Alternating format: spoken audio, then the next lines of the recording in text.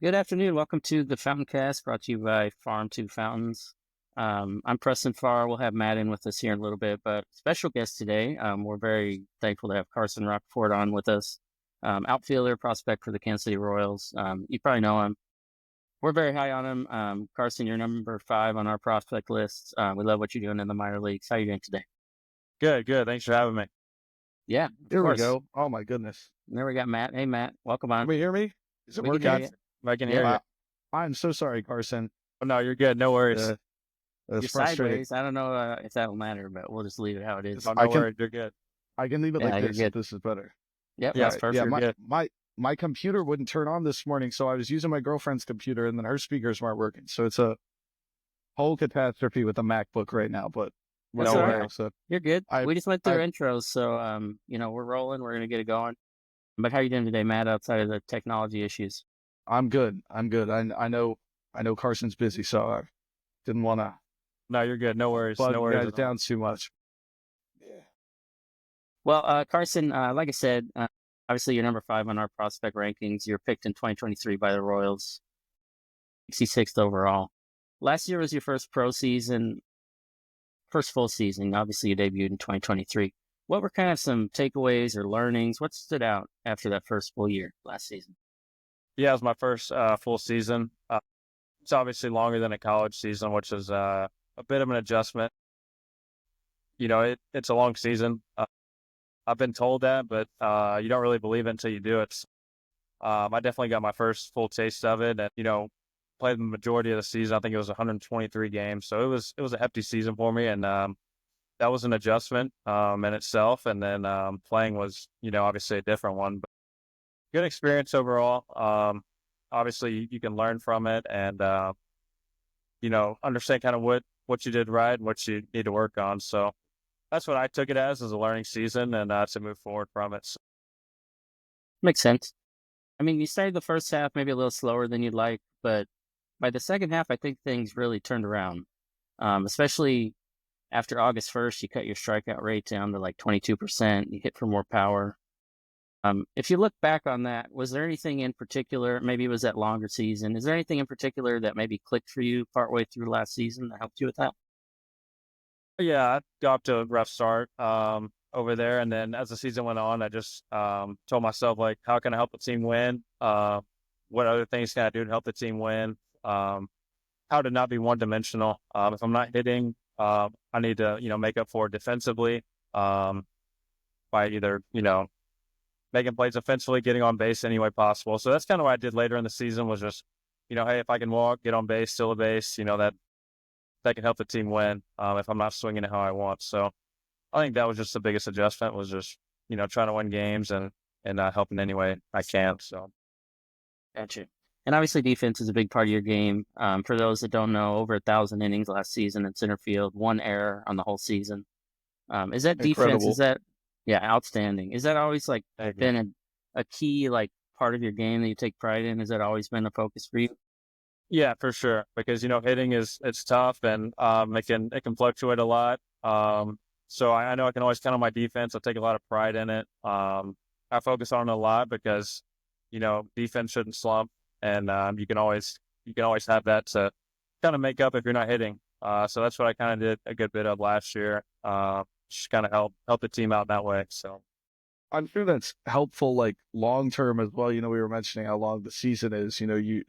Having that confidence on defense to consistently do that. You are so consistent on defense. That's really helpful, and obviously that's valuable in Kansas City with how big the outfield is. Like, I I wonder if that's helpful for you. With the long season to get the bat back on to where you want it to be. To help keep your mind set on what you want to do.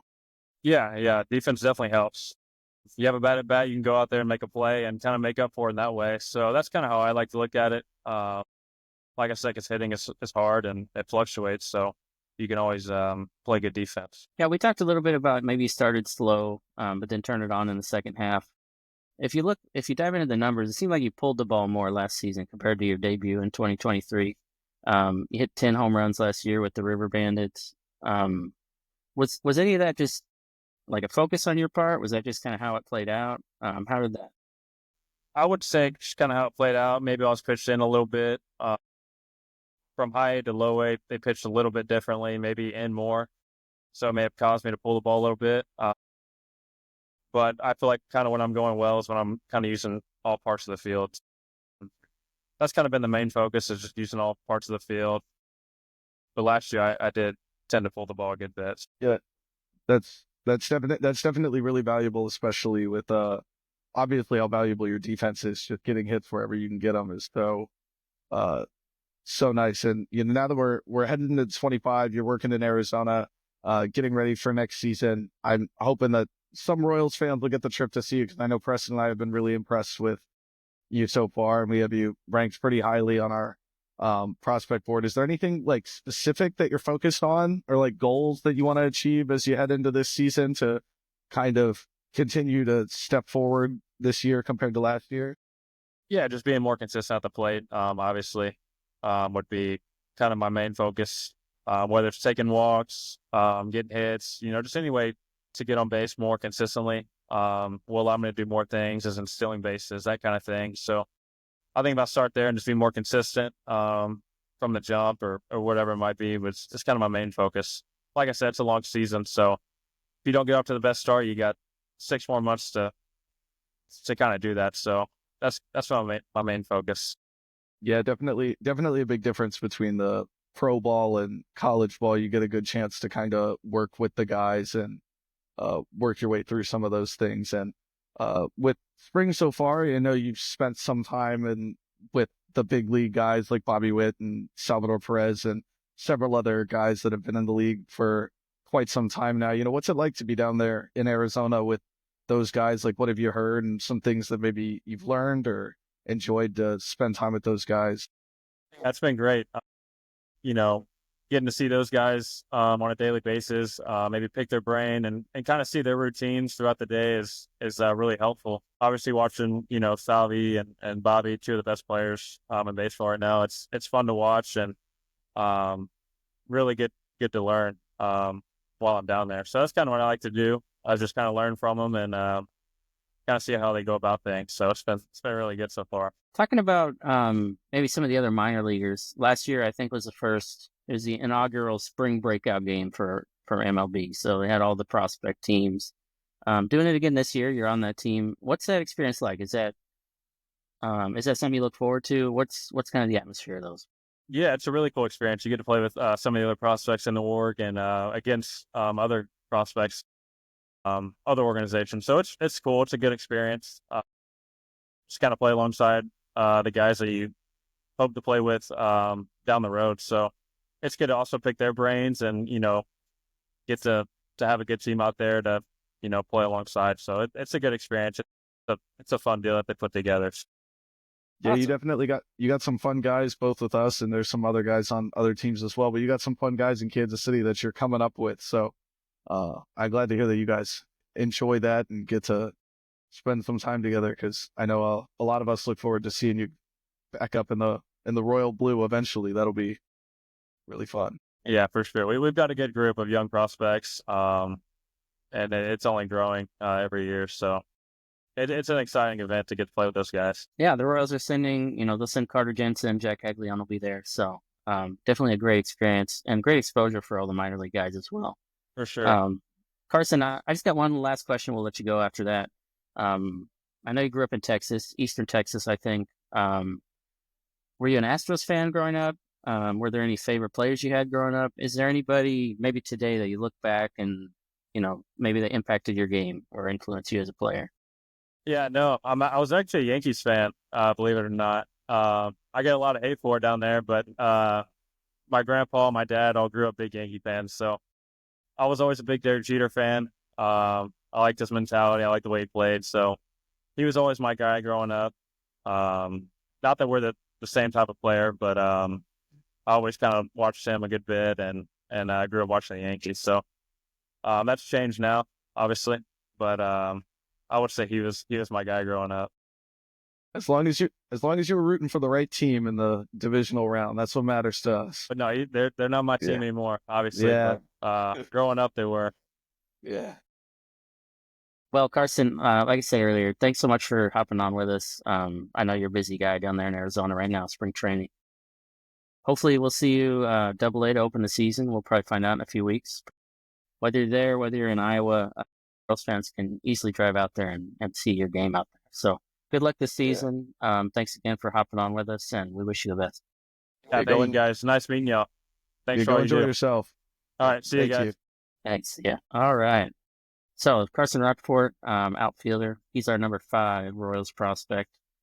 Some good insights, Matt. Good to kind of pick his brain a little bit and get his thoughts on his game. Good takeaway. Yeah, he's a heck of a player. It's nice to hear what he's going to be, his approach at the plate, especially. We know his defense is elite for a prospect. I mean, I think he has MLB defense already. So just to hear what his approach is at the plate, I mean, that's really where we're hearing that he's going to have the most work. So really nice to see that, he's looking to be consistent. And if he can do what he did at the end of last season throughout his career, I think he's an MLB player like that. There's plenty of upside there with his athletic profile, and clearly he works hard. His personality is great for the MLB. So really nice to hear from him and what he'll bring to the roster as he works his way up. Yeah, I love the defense. Pipeline's new list that they put out gives them a 65 grade defense. So plus defender. Yeah, easily. absolutely. I think, like you said, the defense plays right now, and we've talked about that. But I mean, if you want perspective for that, Caglianone's power is 70. So he's 5. His defense is ranked 5 below what Caglianone's power is. We're saying Caglianone is the best power we've ever seen from a Royals prospect. But what he does defensively is something that is rarely replicated from a minor league prospect, especially somebody playing at Quad City like that. Really impressive. Yeah, for sure. And like he said, in the interview, I like that he said, by the end of the season, he was just trying to help the team win however he could. And that's really like when it started to click for him. After August 1st, struck out 22%, walked 12%, had a 225 ISO, 132 weighted runs created plus. So like what you're saying, if he can do even like 80% of that with the bat, then he's an everyday big leaguer right now. Yeah, and you're playing when you get to the Royals, you're playing with Bobby Witt, you're probably playing with Vinny Pasquantino and some other like top guys. You don't have to make it all happen. I mean, if you can do whatever you can do to help the team at the plate, if you can hit by even remotely close to league average, his defense in center field in Kansas City is going to be something that Royals fans will really enjoy watching. He's somebody that, we really talked about him a lot, especially you have. I know you've been on that since he got drafted. So, maybe some Royals fans haven't heard about him enough, but I know when he makes it to Kansas City and people see him play defense out there, he's going to be talked about quite a bit. Yeah. Well, certainly a name to know. That's why we have him ranked so highly. Like I said, we'll see. I think he'll probably debut at Double A this season, but we'll find out in a couple of weeks. But yeah, if you're listening to this and you don't know much about Carson Roccaforte, go check out Farm to Found. We got plenty about him on there. You can learn more about the player and what makes him so exciting. Really good stuff.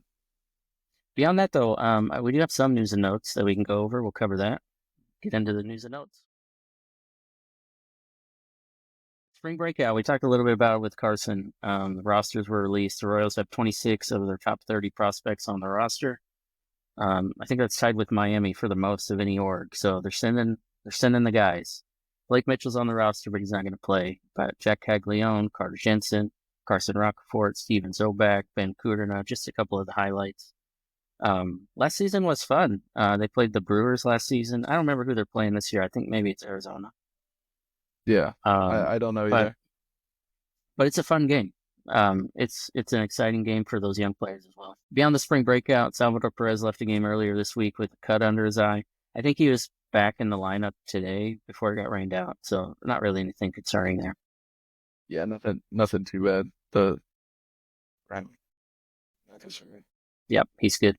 Other injury updates that we've seen, Nick Lofton, he's dealing with some wrist soreness. He's expected to be back pretty soon. Sam Long has some swelling in his hand. Same idea. He'll be back pretty soon. We talked last episode about Carlos Estevez. He had some back tightness. He's got a bullpen scheduled, I think, early next week is what I read.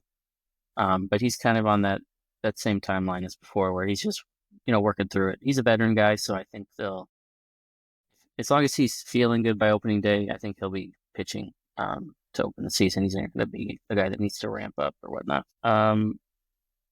Other injury updates: Alec Marsh dealing with some shoulder soreness, which I don't like to see from Alec Marsh with his injury history.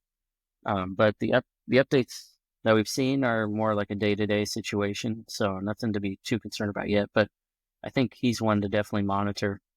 And then Kyle Wright, still dealing with that hamstring strain. He's kind of working through it. I think the team's, as expected, being cautious with him as he's kind of working back from that surgery. He hasn't pitched, obviously missed all of last season. So You really don't want that to throw off the rest of his body. Like you want to make sure that he's throwing with a consistent motion. So definitely take it easy with that, because if he's tweaking with his hamstring and is struggling with his bottom half, that can kind of translate to the top half, and you don't want that to affect his elbow as he's recovering. right, 100%. He's a guy I don't think I'm. Some people did, but I think most people didn't really expect him to impact opening day. He does have an option remaining, so I think he's kind of on that Chris Bubich timeline that we saw last year. He'll probably debut in Omaha, eventually make his way up if it all goes well. Yeah, I don't think they're going to feel forced to have him on the major league roster. Plenty of depth. They don't need to. Only other injury updates: Dyron Blanco. Nothing new there. He's ramping up, is what I saw. So nothing new with the Achilles. And then James MacArthur. I hadn't seen this sort of update. Obviously we knew he had surgery, but the update I saw this week has him coming back in May or even June. So it's going to be some time before we see MacArthur back on the mound. Yeah, there's a long list of injuries here, most of which aren't all that bad. So don't get overwhelmed by the length of the list. Most of these guys will be back in spring training, kind of day-to-day situations. A lot of them are things that don't hit IL or even are 7-day IL situations where they're not out for too long. There's some concern with the different things, and we didn't get to see the injuries happen by any stretch, but Oh yeah, it's hard to see any baseball happen these days. But like you said, Marsh, you don't want to see the injuries come back, but it doesn't sound like people are too concerned about that. Kyle Wright will make his way back. They're going to work his way back with both of those injuries. And MacArthur is a guy that I didn't really have on the opening day roster. I'm pretty sure he has an option remaining. So not a big deal for him to start out in Omaha, even with just an injury designation if he had to, but it's likely he's not going to be back for some time. But he has the stuff. You might as well take your time ramping him up. There's plenty of depth in the bullpen. The bullpen is not something the Royals need to be super concerned about rushing guys back into play time. There's plenty of guys down there that can work their way in. So I wouldn't worry about that too much. Again, it's a long list of injuries and guys dealing with small things, but nothing to get too worked up over, I don't think. Yeah, I think with MacArthur especially, it's more likely that he probably ends up on the 60-day IL. That'll make room for someone like Biggio, who's trying to make the 40-man roster. Right. I'd be a little more surprised, but wouldn't be super surprised to see Kyle Wright land on the 60-day IL to open the year as well. Yeah. I might be wrong, but I'm pretty sure that's what Bubich did last season. But he obviously is on. I'm pretty confident that's how he started. Yeah. So it's a possibility, but I think Wright is on he's a bit later in the timeline because obviously his surgery was late 2023, I think. Yeah. So like if they don't see him coming up until later, they might just do that to work with him some. Kind of not the same, obviously, but similar like Blake Walters, just kind of like work with him instead of trying to run up the play time individually. You take your time with them and work on some technique things, and then get him in a rehab assignment type of deal. But it's most likely, I think they'll put him in Omaha. He has an option remaining. Why you said, I think that was probably part of the decision when they traded for him. Well, like you said, though, quite a few injuries, but really only a couple that are even notable. A lot of day-to-day issues. Outside the injury news, third baseman Mike Moustakas, he'll sign a one-day contract to retire with Kansas City. They're going to do that on May 31st at Kauffman Stadium. So he'll be back in Kansas City for one day, retire a Royal.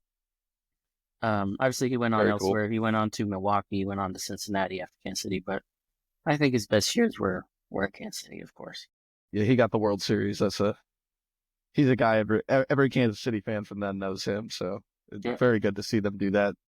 Yeah, obviously he had the home run record for that brief time before Soler knocked it out.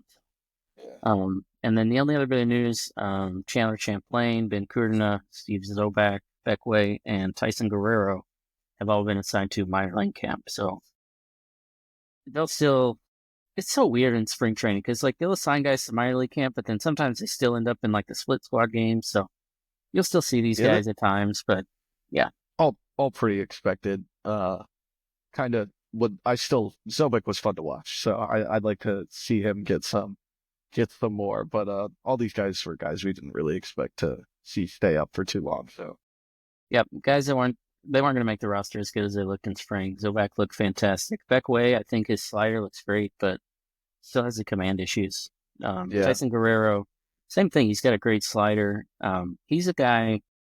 If they didn't have so much depth in the bullpen, I'd say you'd probably see him this season. But it's probably going to take a couple injuries to see him really debut. But he's a guy that's right on the doorstep, I think. Outside of that, news and notes. Really, the only other thing I figured we'd go over today. There's still all this talk about outfield options. That seems to be the talk, which is like been the case for months, but nothing new. News this week: the Royals offered Adam Duvall $1 million contract. He turned him down. I saw something that said he wanted $3 million. He can have it. Anybody else, I guess, somebody else can give that to him. Yeah, someone else can pay him. I think if I had to guess, I don't think the money. I mean, money matters. $2 million, that's a lot of money, but it was probably a minor league deal, and he's probably holding out for a big league deal. He doesn't want to be on a minor league deal.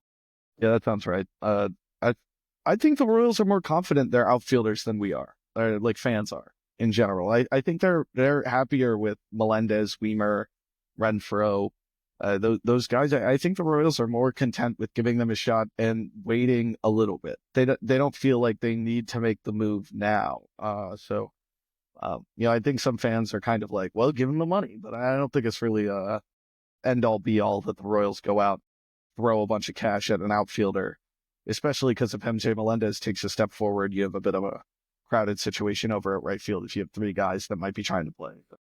Yeah, exactly. Adam Duvall, 36-year-old veteran. Obviously, like he's had good years, but he wasn't even.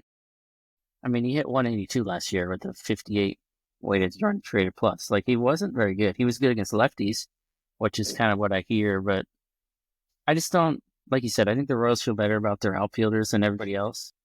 We need another platoon guy.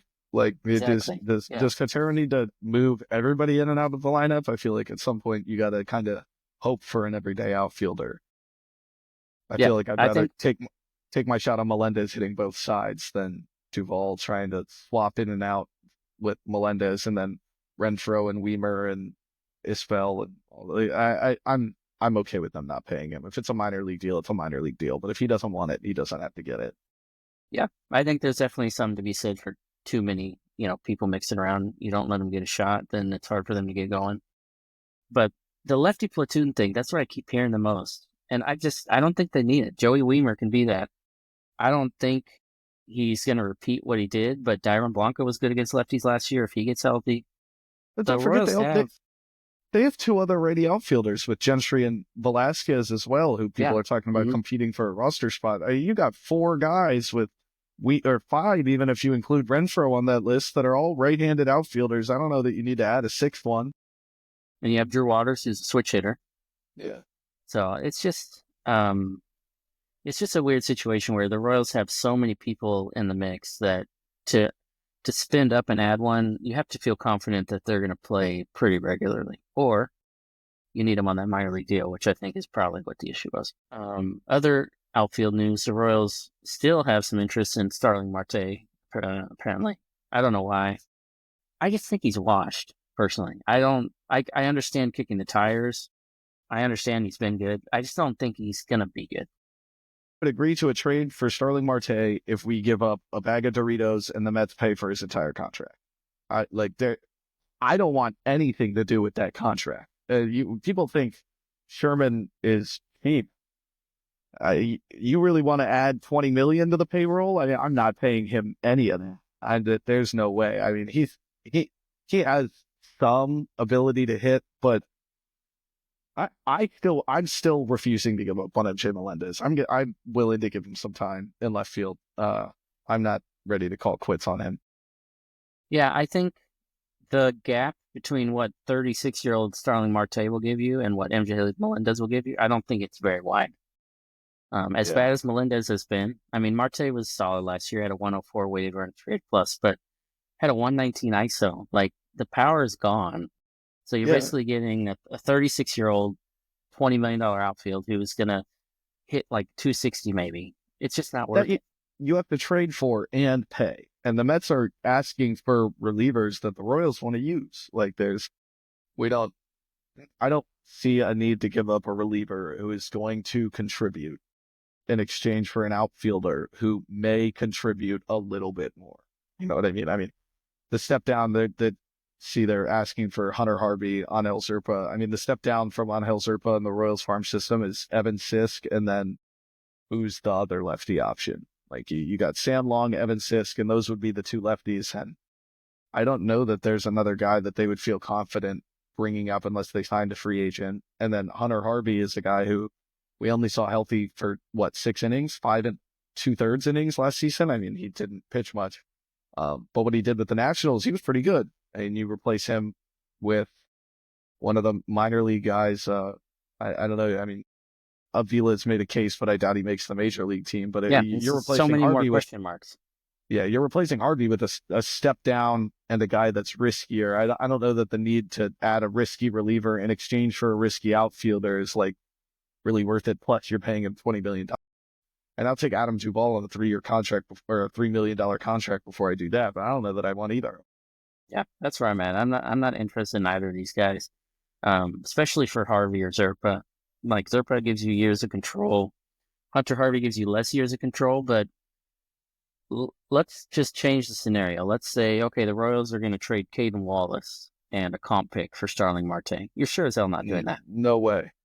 And No that's what way. they gave up for Hunter Harvey, Right. right? So, And Hunter Harvey was um, good. I mean, if you, I'm from the DC area. I mean, we've watched Nationals game there on cable television around here. So if I go to a restaurant or anything around here, they're pitching. And Hunter Harvey was that setup guy before Finnegan. And what Finnegan had like 37 saves last year. Like Hunter Harvey was not a no slacker of a reliever. I mean, Royals fans might have a sour taste because he had some struggles in the back issues last year, but when he was healthy with the Nationals, you know, he might let some guys on base, but he didn't give up many runs. He has strikeout stuff. Like that's valuable in the bullpen, especially if they want to use Lucas Erceg in different spots, having him as him and Zerpa in the 8th inning, regardless of whether you're facing lefties or righties. I mean, that's valuable. yeah, 100%. I think Harvey's going to be outstanding. Fans, I think, are putting way too much stock in 6 entered innings. Like you said, he was fantastic before he came over. And really, I mean, what it comes down to is the Royals have a very real chance. Like, I'm not even exaggerating. They might have the best bullpen, at least in the American League. You don't need to take away from that to get marginally better in the outfield with a 36-year-old veteran.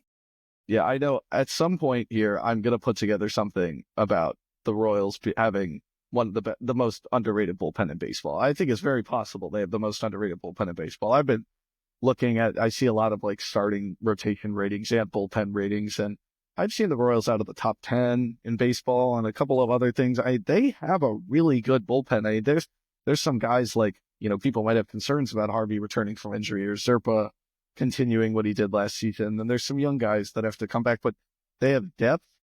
They have talent. I mean, Estevez has been a closer. Erceg was one of the best relievers in all of baseball last year.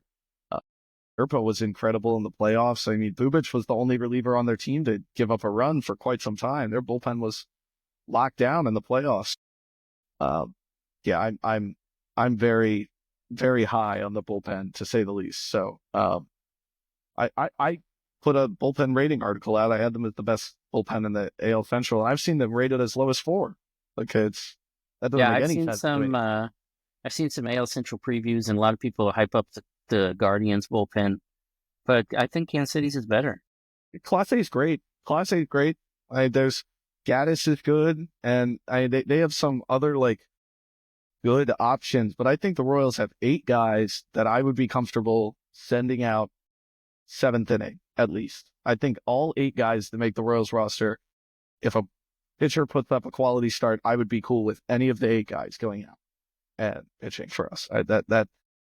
That was, and that's such a huge turnaround from the start of last year. I want to emphasize how much the Royals pitching staff has done in that department. I mean, we started last year adding Chris Stratton, Will Smith, Nick Anderson, a couple of others like, oh my gosh, what's his name? From the Red Sox. He's Schreiber. yeah, and adding Schreiber, I don't know how I blanked on his name, but like we added like 5-ish bullpen guys to the team. You know, MacArthur made his way up; he was the closer, and then you're getting Sam Long on the deals and stuff like this. Like they went through so many guys this year. I feel like 8 guys plus depth in the minor league system. I'm perfectly happy with our bullpen. Has been it's so impressed with the change that's happened. I think people are used to how disappointed some Royals fans were with the bullpen in the middle of the season last year. But they flipped the script entirely at the end of the year. So going into next year, I'm very happy with the team they're going to bring in, especially the bullpen. Yeah, started last year one of the worst, at least in the division. Ended top 10 by the end of the year. They were dominant in that Yankee series. It's just the offense couldn't get going. So, and like we said, they've only added to it. So, yeah, I had a totally different experience because I went in the very beginning of the season. They played the Orioles in Baltimore, close to where I live. I watched 3 games. All 3 games, at some point, the Royals had the lead. Bullpen lost the lead. They played the Nationals in Washington. All 3 games, the Royals had the lead. Bullpen held on to the lead, and it didn't seem like they were going to even come close to losing it. It's a totally different story. That's by the end of last year. And, I think if you're rating the Royals bullpen based on their stats from last season, watch September, watch August. You don't have to watch what happened in April. Please don't watch what happened in April. And if you're a Royals fan, you're concerned about Hunter Harvey, do the same. Go back and watch the beginning of the season from Hunter Harvey. Watch what he did in Washington. What he did in Kansas City, he was injured. He had his struggles in Kansas City. He's finding a new team. But what Hunter Harvey did in Washington, if he brings that to Kansas City, there is a lot of value there. yeah. And Harvey, like he's a former top prospect, highly drafted. He was a starter back then, but that happens. They move into the bullpen at times. So it's not like this is just some guy that was a flash in the pan and then got traded and stuck it up. So I think there's good things to come from him. Beyond that, we kind of glazed over it earlier, but the Royals did release their spring breakout roster. I won't read through the whole thing. I'll put it up in like a graphic on here or something. But just some notables: Luinder Avila, we've already seen him this spring. He'll be there. Ben Kudina, Frank Mazzucato will be there. Steven Zobak, who we talked about. Carter Jensen. The guys, Jac Caglianone. The guys that surprised me though is they're sending Asbel Gonzalez. They're sending Joniker Ugarte. They're sending Yandel Ricardo. They're sending some of these younger guys. I mean, Ugarte is 17. Yeah. So I think it'll be, I don't know how much they'll play because last year, like guys play like 1 inning, some of them, but it'll be interesting at least to see, I think, some of these guys that most people like, you haven't seen anything from them. Yeah. Every time I watch a 17-year-old play professional baseball, it makes me feel like I'm getting old, and I'm 22. It's a weird feeling. The kid couldn't even vote. Like, that's so crazy to me. But yeah, I like to see them send those guys, especially to a spring breakout game. You're playing a game, get some experience with the guys that are. You don't have to go to the major league roster. Get some experience for the guys that have played in the minor leagues for a little bit. I mean, Jac Caglianone is putting on a show right now in spring training. I mean, he's making a case to play for the team at some point in 2025. His ETA is 2026, but he's making a real case. I saw Jeff Passan mention that he could be up in August earlier the other day. Unbelievable. But what he's doing in Kansas City is, we could do a whole episode on the way that he swings the bat, just alone. But, a lot of those other guys, Avila has spent so much time in the Royals minor league system. He was once an international prospect. I think getting to spend time, regardless of him being a pitcher versus a hitter in those types of situations, I think it's good for them to spend time with those types of players, get to a feel for what it's like to be successful in the Royal system, work your way up. So I'm okay with that. And Asbel Gonzalez, they seem to really like him. I mean, he was in the playoff roster for Northwest Arkansas. So yeah, straight up from the complex league. Yeah, incredible. He's he is I don't want to compare the two completely, but similar to Roccaforte, his defense is unbelievable, and athletically, both of them are really, really gifted. They have upside for days to hit at the plate. If they, they work on they get the approach right, especially if Gonzalez hits the way Roccaforte hit at the end of last season. Those two dudes, like, those are two really promising center field prospects, especially with their defense is set. You know what they bring defensively. Those are two prospects that can bring a lot of value if they are solid at the plate. Yeah, obviously Gonzalez is probably a couple years behind Roccaforte. He's not going to Sure. debut at Northwest Arkansas. That was just a No playoff way. run, like you said. Yeah, center field is definitely up and coming in the farm system for sure. We Yeah. can touch on Caglianone real quick. Hitting 444 this spring, hit another home run. In the math, it was a very fun time. Lance, you need more hobbies, and Jac Caglianone deep out to right field, and he goes yard. What was it, yesterday, I think, or the day before? He killed that ball again. I don't know what the exit velo was. I don't know if it got announced. I don't know if they had StatCast there, but yeah, it wasn't a StatCast game, but like it was like 200 miles off the bat or something. he killed like that thing. The ball was flat. The ball was flat again. Yeah, they could hear the ball all the way in California. I'm sure of it. But yeah, he looks good. There's people that are talking about like May, June. The Royals are going to take their time.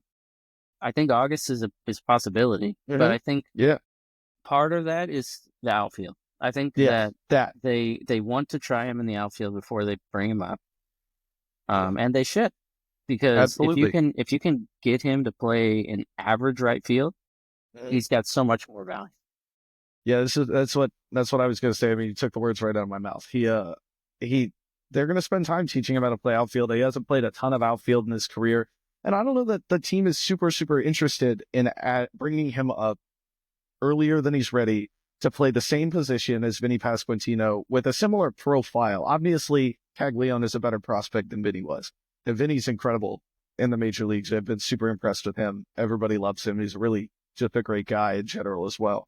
Caglianone is too. But I don't know that the team wants to have a swap between, Vinny's going to play first base, Caglianone's going to play DH, and they're going to swap the two, and they're going to swap them again like that. I don't know if they're super interested in that. And if he is able to play outfield, just say MJ Melendez struggles, or Hunter Renfroe struggles, or Joey Weimer struggles, you have an option to bring him up, and he can play right field. And you can move those guys around. It is really valuable if they can put him in instead of Hunter Renfroe if Hunter Renfroe is struggling.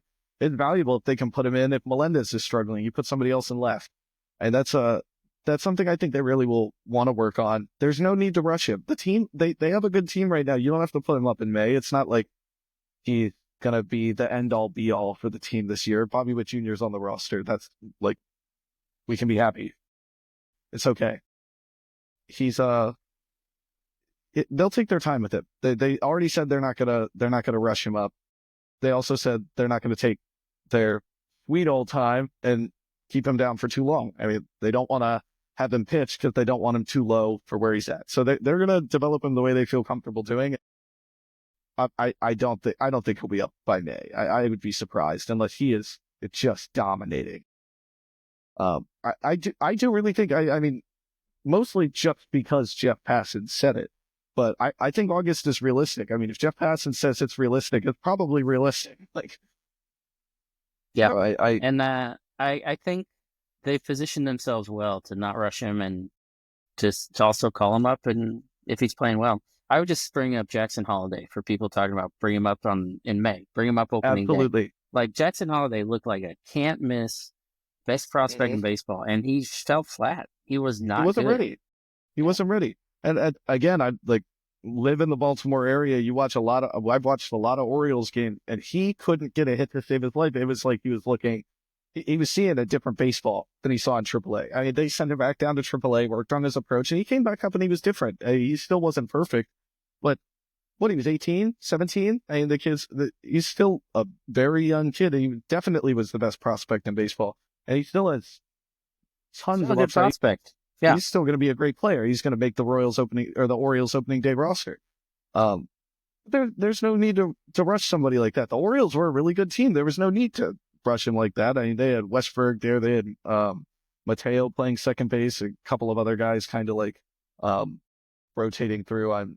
Gunnar Henderson. Yeah, and Henderson was playing third, and they had another third baseman. I'm blanking on his name, but plenty of options to play on the infield. So it wasn't like they needed to bring him up that early. And there's no need to do that with Caglianone either, especially because we don't need a first baseman right now. So it's not like he's gonna be the thing that transforms the team. We already have Vinny Pasquantino. He's great. This is not me saying Jac Caglianone's a bad prospect. Don't get that twisted whatsoever. But there's no need to push him too quickly. Yeah. And there's also something to be said, like, you can do damage bringing him up too early. Yeah, absolutely. Confidence hits. You can't really go wrong leaving him in the minors too long. Right. But obviously he's a different type of prospect than Holiday. Holiday was a prep prospect. Caglianone's coming from the SEC. I don't care what anybody tells you. If somebody tells you that the SEC is basically AA, they're full of shit. Like, there's a big difference. There's a big difference between the SEC and AA. There's a big difference between AA and AAA. And there's the biggest difference of all is the difference between AAA and the big leagues. Yeah. So take their time with Cags. Let him just develop. They don't need him, like you said. Had a great spring so far. I expect we'll see him in Northwest Arkansas by April. I will say, it just came to me, Ramon Urias. That was the other guy. That was the guy for the Orioles. It just clicked for me. But they had many options. I guess like they wanted to see Holiday, but they just didn't need to. Yeah, and again, you can do damage. I mean, Jackson Holiday slumped for a long time. He just wasn't confident at the plate, and especially with Caglianone, we know he'll strike out. He swings a lot. He wants to swing the bat, and rightfully so, because we can see what he does when he swings the bat. I mean, it's incredible. But there's no need to push him faster than he needs to go. So, yeah, completely agree.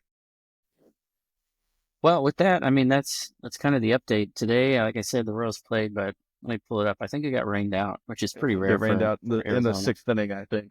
Yeah. So I mean, they got the win, 8-2 over the Angels. Bobby Witt Jr. hit a home run. Everybody hit a home run. I think Peyton Wilson hit a home run. Brian O'Keefe hit a home run. Vinny Pasquantino hit a home run. 8 runs in 6 innings. We'll take it. Yeah, love it. So the Royals' record moves to 9-4 in the Cactus League. They're always good in Arizona. Yeah, the offense looks good. I don't take too much stock in spring training, and maybe less than most people do. I'm not sold until I see it in the major leagues, until I see it in a regular game. It's easy for me, for fans in general, to see spring training and be like, he's going to do that.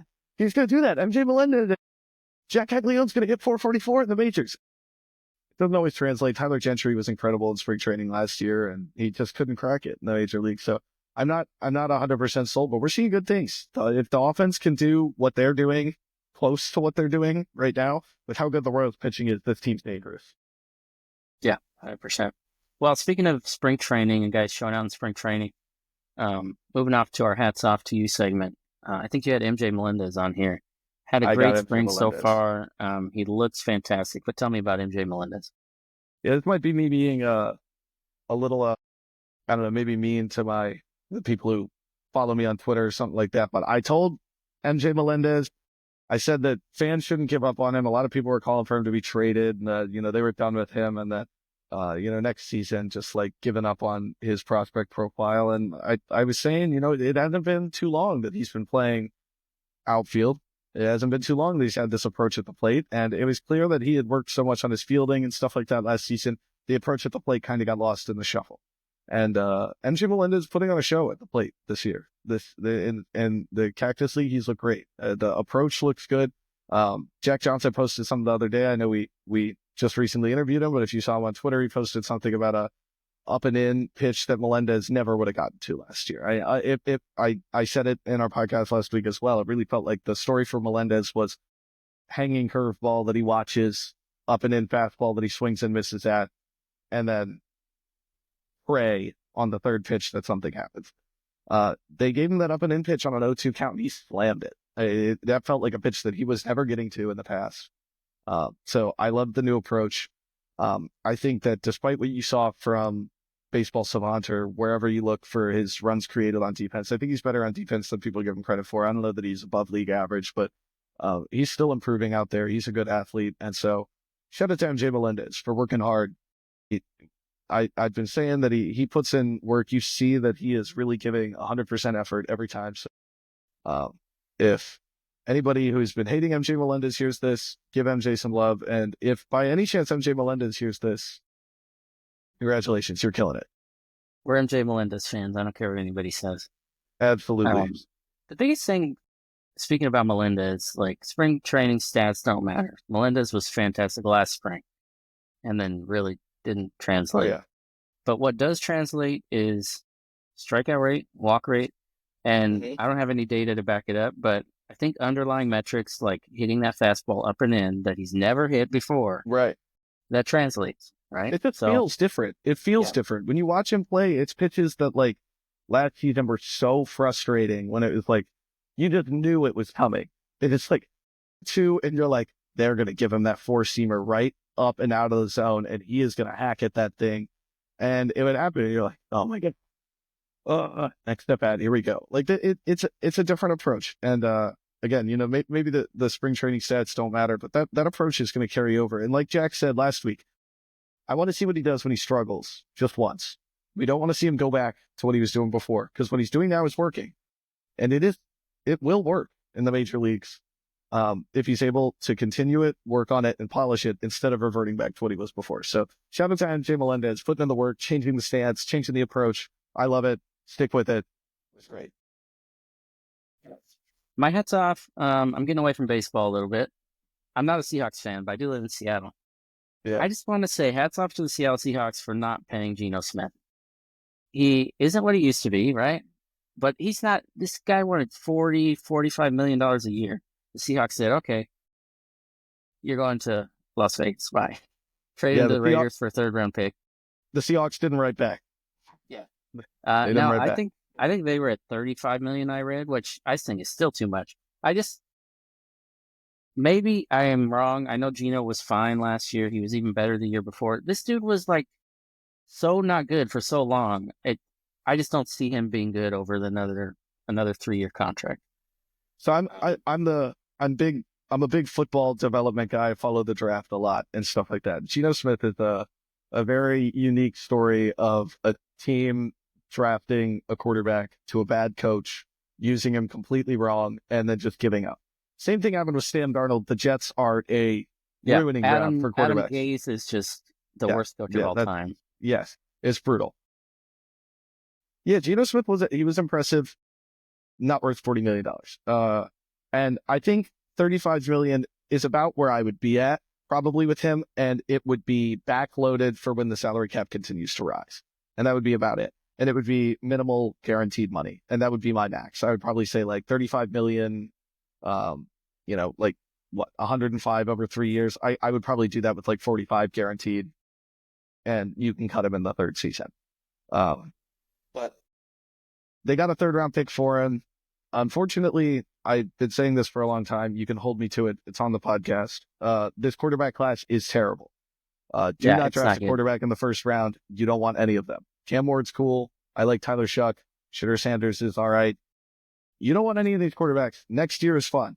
Next year is really fun. Arch Manning, Nico Iamaleava, several other guys, Nussmeier, Aller, lots of fun quarterbacks coming up next year. So, I agree. Shout out to the Seattle Seahawks not paying Geno Smith. I will shout them out again if they don't take quarterback on draft day. Yeah, and if they pay Sam Darnold $100 million, I might shout him out the wrong way and say, "Yeah, you kind of fucked up anyway." Yeah, I think you can give quarterbacks like that big contracts. It's just a guaranteed. He's younger, and like you said, he was with Adam Gase, who just ruined him for the beginning of his career.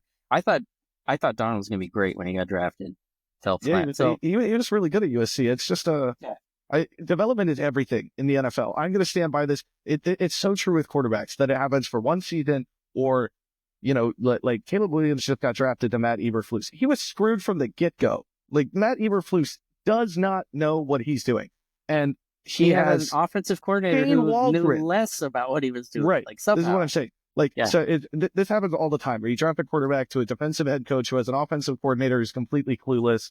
It ruins the quarterback's career, and then years later, it's like, where was that? And it's like, well, he got a coach. He got a coach. That weirdly enough, Geno Smith got Shane Waldron. But like Sam Darnold got Kevin O'Connell, one of the best coaches in the league. He's incredible. So, a lot of it's about coaching. So I will give a shout out to the Seahawks. just like you did. Just if they don't take a quarterback on draft day, they can pay Sam Darnold if they want to pay Sam Darnold. Just keep the guarantees low. Keep them low and keep them early. That's what I would say. That's where you get in trouble. You gotta give that guaranteed money early, because when you cut them, you don't want all that dead money. Just ask the Broncos. You don't want it. Yeah. The Broncos. I'm so happy they suck nowadays. Yeah, it's Although fun. It's fun to watch. Year. Yeah, I'm kind of happy that the Raiders traded for Chiefs. I can't lie, because that is not the Super Bowl step up they needed. So the Chiefs have wiped out classic Raiders move that they've come to do.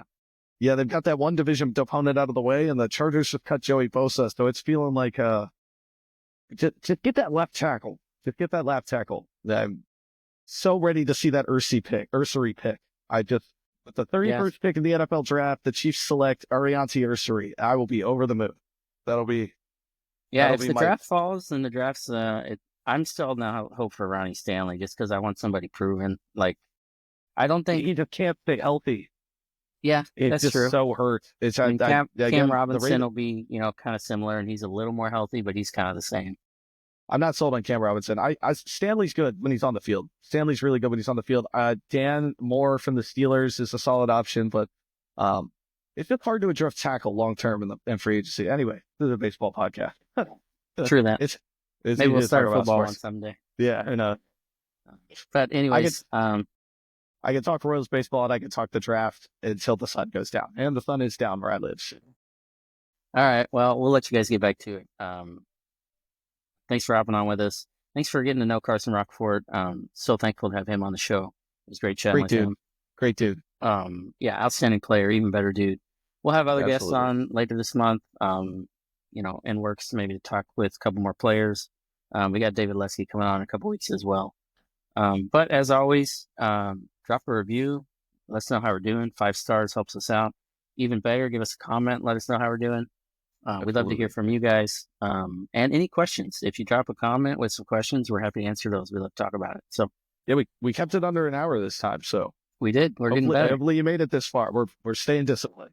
Yeah, if you made it this far, we're proud of ourselves. Yeah. But with that, thanks for listening. We'll catch you next time on the Foundcast.